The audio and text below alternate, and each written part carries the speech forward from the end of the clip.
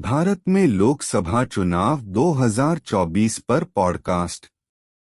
आप मोदी की निंदा कर सकते हैं, लेकिन लोकसभा चुनाव में उन्हें हरा नहीं सकते। जो विपक्षी नेता सोचते हैं कि वे 2024 के लोकसभा चुनाव में प्रधानमंत्री पीएम नरेंद्र मोदी और उनकी भारतीय जनता पार्टी भाजपा को हरा सकते हैं, वे मूर्खों के स्वर्ग में रह रहे हैं। कोई भी विपक्षी दल मोदी और भाजपा को चुनौती नहीं दे सकता, क्योंकि अगले साल चुनाव जीतना उनकी किस्मत में लिखा है। चूंकि अधिकांश विपक्षी नेता बौद्धिक रूप से कमजोर हैं, इसलिए वे यह समझने में विफल हैं कि मोदी के सबसे बड़े समर्थक मतदाता नहीं हैं, बल्कि इलेक्ट्रॉनिक वोटिंग मशीन ईवीएम हैं। यह बार बार देखा जा रहा है कि संदेह को दूर करने के लिए मोदी और भाजपा कुछ प्रमुख राज्य चुनावों और लोकसभा चुनावों में ईवीएम से छेड़छाड़ करते हैं, जिसमें मोदी चुनाव लड़ते हैं। अगर मोदी प्रधानमंत्री हैं, तो वह आसानी से राज्यों को नियंत्रित कर सकते हैं, भले ही भाजपा उन राज्यों में नहीं जीती हो। फिर मोदी विभिन्न राज्यों में गैर भाजपा सरकारों को वश में करने के लिए प्रवर्तन निदेशालय ईडी या केंद्रीय जांच ब्यूरो सीबीआई जैसी केंद्रीय एजेंसियों का उपयोग कर सकते हैं। हालांकि जुलाई 2023 में भारत का सर्वोच्च न्यायालय ईवीएम के दुरुपयोग को रोकने की मांग करने वाली एक याचिका पर सुनवाई करने के लिए सहमत हो गया, लेकिन कोई भी अदालत का न्यायाधीश ऐसा कोई निर्णय लेने की हिम्मत नहीं कर सकता जो उनके बॉस मोदी को नाराज कर सकता है। दूसरे शब्दों में, ईवीएम भाजपा को जीतने में मदद करने के लिए बनी रहेगी। भयभीत कानून प्रवर्तन एजेंसियां। आमतौर पर पुलिस और अदालतें मोदी सरकार और मोदी की भाजपा के नेताओं के खिलाफ कार्रवाई नहीं करती हैं। राजनेता और पुलिस अधिकारी डरे हुए हैं, क्योंकि उन्होंने हरेन पांड्या की हत्या और गुजरात दंगों के विसल ब्लोअर संजीव भट्ट के कारावास के भयावह मामलों को देखा है, जिन्होंने मोदी के खिलाफ आवाज उठाने की कोशिश की थी। इन मामलों को बीबीसी की हालिया documentary India the Modi question में दर्ज किया गया है, जिसमें 2002 की गुजरात हिंसा में मोदी की भूमिका का वर्णन किया गया है। इसी तरह जज लोया ब्रिज गोपाल हरि किशन लोया, जिनकी रहस्यमय परिस्थितियों में मृत्यु हो गई थी, के भाग्य को देखने के बाद अधिकांश न्यायाधीश भयभीत होंगे। इस मामले में भाजपा नेता अमित शाह, जो अब भारत के गृह मंत्री हैं, मुख्य आरोपी थे। लेकिन कोई भी जांच अधिकारी अमित शाह पर उंगली उठाने की हिम्मत नहीं कर सकता है, जो पुलिस और अन्य कानून प्रवर्तन एजेंसियों को नियंत्रित करते हैं। न्यायाधीश और जांच अधिकारी जानते हैं कि अगर जज लोया की मौत अकथनीय तरीके से हो सकती है, तो उनका भी यही हश्र हो सकता है। इससे पहले व्यापमं घोटाला मामले में भी ऐसा हुआ था, जिसमें अमित शाह की तरह एक अन्य भाजपा नेता और मध्य प्रदेश के मुख्यमंत्री शिवराज सिंह चौहान भी आरोपी थे।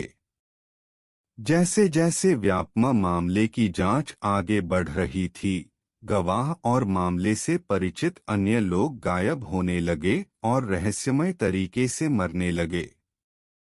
जाहिर है, अधिकांश गवाह, पुलिस अधिकारी और न्यायाधीश मोदी और उसके सहयोगियों की इच्छा और कार्यों के खिलाफ जाने की हिम्मत नहीं करेंगे।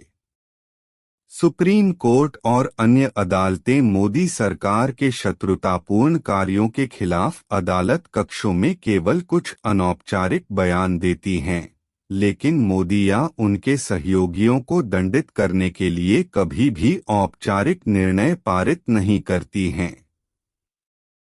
चूंकि मोदी ईवीएम को बैलेट पेपर से बदलने के इच्छुक नहीं हैं, इसलिए सुप्रीम कोर्ट चुनावों में ईवीएम के उपयोग या दुरुपयोग के खिलाफ कोई निर्णय लेकर मोदी को कभी नाराज नहीं करेगा।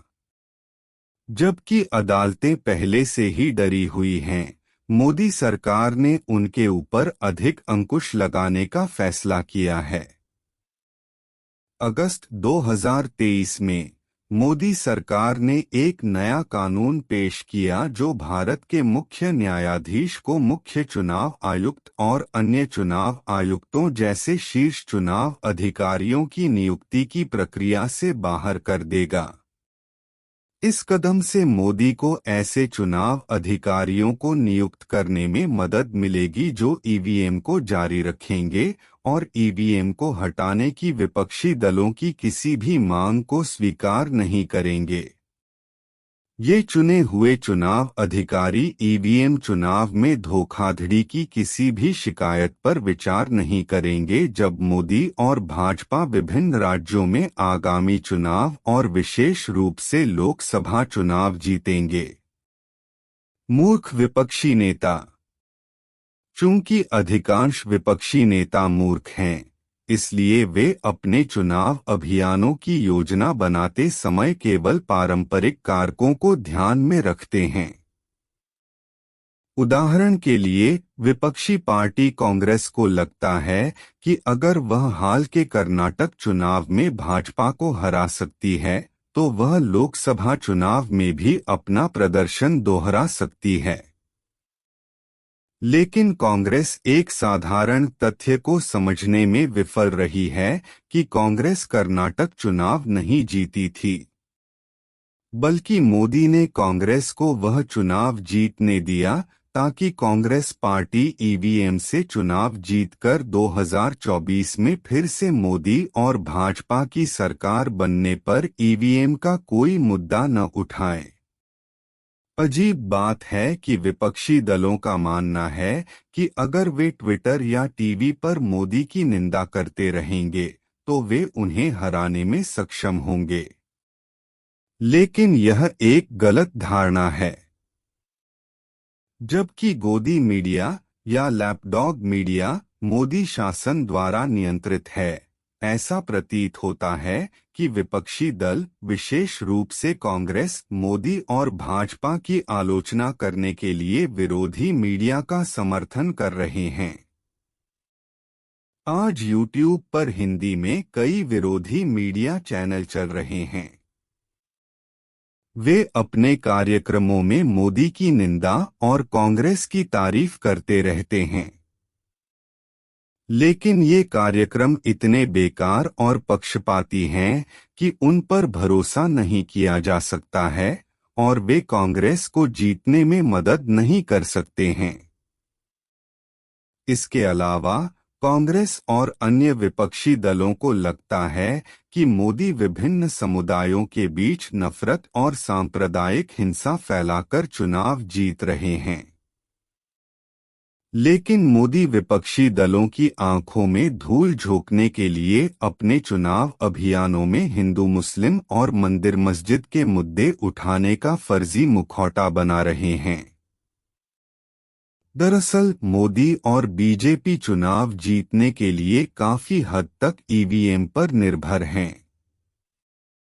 कुछ मतदाता जिनके वोटों की गिनती चुनावों में होती है, वे इतने गरीब, अनपढ़ और बुद्धिहीन होते हैं कि उन्हें मोदी द्वारा भाजपा को वोट देने के झूठे वादों के साथ धोखा दिया जाता है। ये मुट्ठी भर अशिक्षित मतदाता मोदी शासन में बनी हुई मुद्रास्फीति, बेरोजगारी, भ्रष्टाचार और अराजकता जैसे कारकों को समझने में सक्षम नहीं हैं। जाहिर है, विपक्षी दल चुनाव जीतने के लिए इन कारकों को वास्तविक मुद्दा नहीं बना सकते।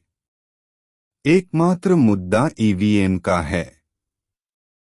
इसलिए स्वतंत्र और निष्पक्ष चुनाव कराने के लिए सभी चुनावों में ईवीएम के बजाय मतपत्रों का उपयोग करना बेहद महत्वपूर्ण है, भले ही वोटों की मैन्युअल गिनती के कारण परिणाम में देरी हो। सत्ता का कठिन हस्तांतरण। अगर बैलेट पेपर का इस्तेमाल किया जाता है तो विपक्षी दल लोकसभा चुनाव जीतने की उम्मीद कर सकते हैं। विपक्षी दलों का मुख्य ध्यान राज्य चुनावों के बजाय 2024 में लोकसभा चुनाव जीतने पर होना चाहिए। देश में लोकतंत्र तभी बहाल हो सकता है जब तानाशाह मोदी को सत्ता से बेदखल किया जाए। उस स्थिति में विपक्षी दलों के लिए राज्य चुनाव जीतना बहुत महत्वपूर्ण नहीं है।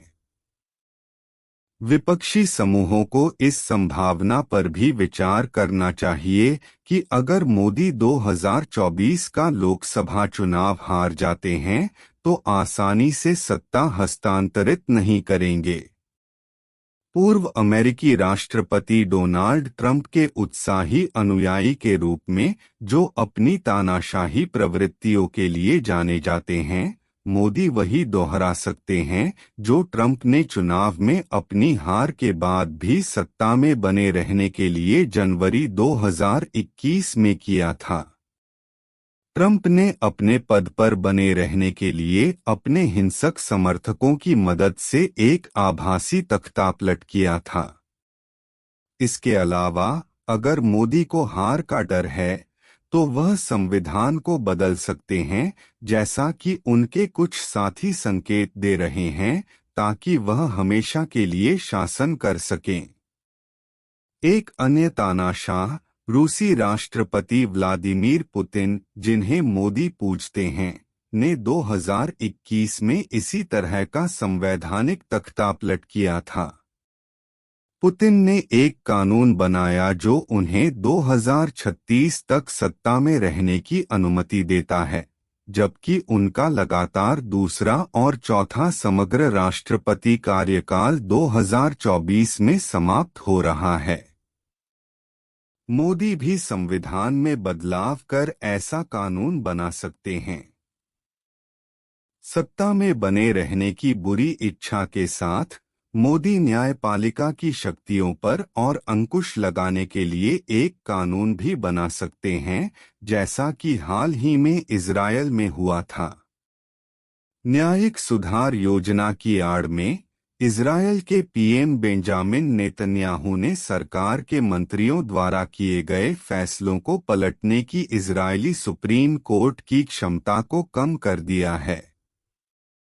संसद में भाजपा के बहुमत के साथ मोदी आसानी से ऐसे कानून पारित कर सकते हैं जो उन्हें लोकसभा चुनाव में हार के बाद भी पीएम रहने की अनुमति दे सकते हैं। चूंकि भारत का सर्वोच्च न्यायालय पहले से ही बहुत कमजोर है, इसलिए वह ऐसे कानूनों को रोकने के लिए विपक्ष की किसी भी मांग को स्वीकार नहीं करेगा। इसलिए ईवीएम मुद्दे से निपटने के साथ साथ विपक्षी दलों को 2024 के चुनाव में मोदी के हारने पर उनसे सत्ता लेने के लिए तुरंत रणनीति भी बनानी चाहिए। अगर ऐसा नहीं किया जाता है तो विपक्षी नेता अगले कई वर्षों तक मोदी को कोसते रहेंगे, लेकिन उन्हें हरा नहीं पाएंगे।